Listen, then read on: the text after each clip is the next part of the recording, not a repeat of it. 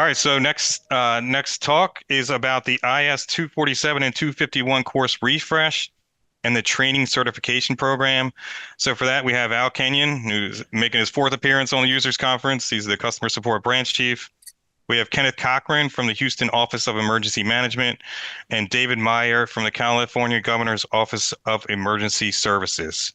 So I'll leave it to you three. So everybody's probably picking up on a theme here. We want you to succeed.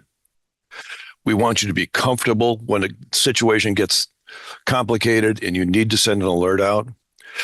The success of IPAWS depends on you having the knowledge and the abilities, the experience and the practice to formulate good alerts that are going to be effective. So IPAWS training efforts aim to strengthen your originate alert. Pardon me, I got to rework my tongue here.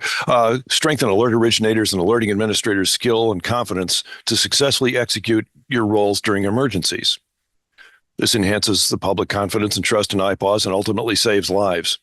Having alerts go out that somebody says, "What's this?" doesn't help anybody. So we have foundational trainings that we've refreshed recently, IS 247 and IS 251. Both of them have been completely rewritten and are available on the National Disaster and Emergency Management website for dinosaurs like me. That's EMI, but don't call it that anymore because they changed the name. You can find it by searching IPAWS IS 247 or IPAWS IS 251. Or you can Google the National Disaster and Emergency Management University's website. And if you need help finding that, give us a call. We'll show you, we'll give you some assistance in it.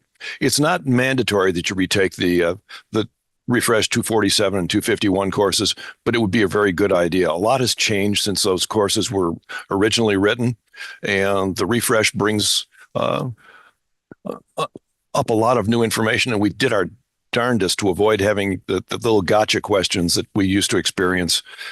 So it should be a much more pleasant experience. We highly encourage you to gain and grow your knowledge by taking the refreshed courses. So give it a try. It won't be a waste of time. Next, I've invited two IPAWS users who have taken the refreshed courses to tell us a little bit about, I'm sorry, I'm supposed to talk about what's new and why take the courses. Hey, what's new is they more closely align with what's going on in the current world. The modernized interface, the course really looks cool. The old one was kind of, but the new course is a whole lot more involving as you work through it. And like I said, the final exam questions are test your knowledge as opposed to trying to figure out if you can remember the order of the words that were in the lesson. Take the courses. It will help you. It'll increase your confidence and help you prepare for when things go sideways. So moving along, we've invited two IPAWS users that have taken the courses, and they were bold enough to tell us, hey, those are pretty cool. So first, I'd like to introduce Kenneth Cochran with the Houston Office of Emergency Management.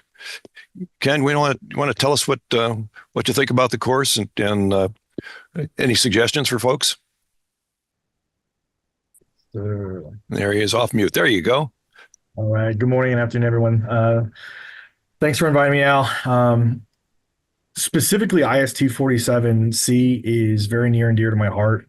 When I was a very young AO, I had the IS 247B course, and I had to send out an IPAWS message, and I sent it to the whole county.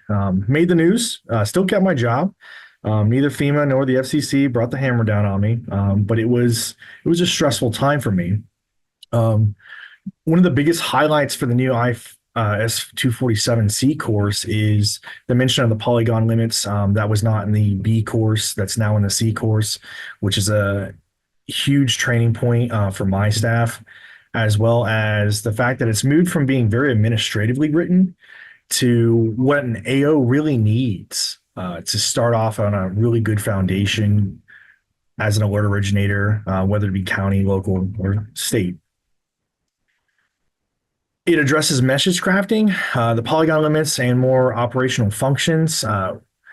And that really helps out when you start looking at the message viewer and starting to look back at IS-247C and it starts to click. You're going to gain a lot more confidence in your message crafting. Same with IS-251. Again, a little bit more administrative heavy, but that's the way it's supposed to be for your alert administrators. But the whole rewrite kind of puts in this perspective training, having that delegation of authority, having a second set of eyes look over your AOs, just to make sure that that message is exactly the way it needs to be before it heads out. So again, great rewrite. It's a complete refresh. Absolutely loved taking it again. And I encourage everybody who's been an alert originator for a while, go back, retake the course. Here in Houston, we start with IS-247, then we move our new AOs over to our system itself on which vendor platform that we're using. And then when we send out test alerts, we make sure that it's like a mini exercise. So again, can't stress it enough. You're going to gain a lot more confidence crafting messages with IS-247C and a lot more confidence running your program with IS-251. Just go back, refresh. We're never going to stop growing and we're never going to stop learning. But I fully endorse that course. It's helped out a lot for my staff. Thank you, Al.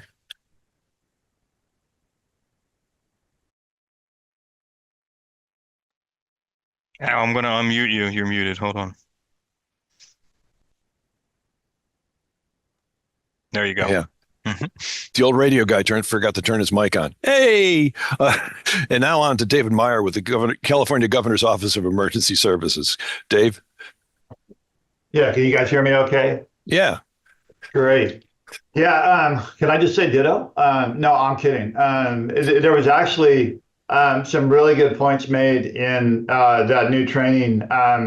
I think it's very apropos that the letter C is used at the end of 247 at this point, because the confidence that you do gain going through that is really, I think, much improved over what we saw in some of the original academic, kind of a little bit more, it felt a little bit more less formal. It was more relational. It allowed you to kind of, I think, step into the world of what an AO might be dealing with in your learning process and then apply that. So what we've seen as a result of that is when we have new folks come on, the questions that they ask are definitely a lot more informed. We also see that when folks are using it in order to send alerts and other things, we see messages that are crafted in a better way. All things that are incredibly important for what we're trying to accomplish in trying to keep people in the mix when they're under their most stress. I think this does a good job of laying out exactly what they need to know so that they're prepared to deal with those things as they come up.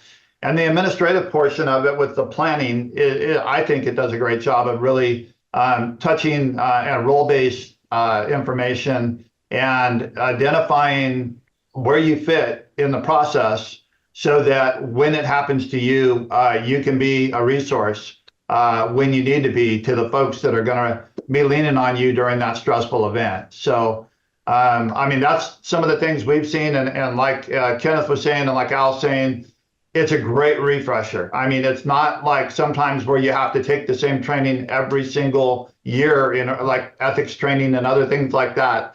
It's not the same thing over and over and over again. It's new. It's got some insightful information in there. And I recommend anybody definitely go back and do the refresh.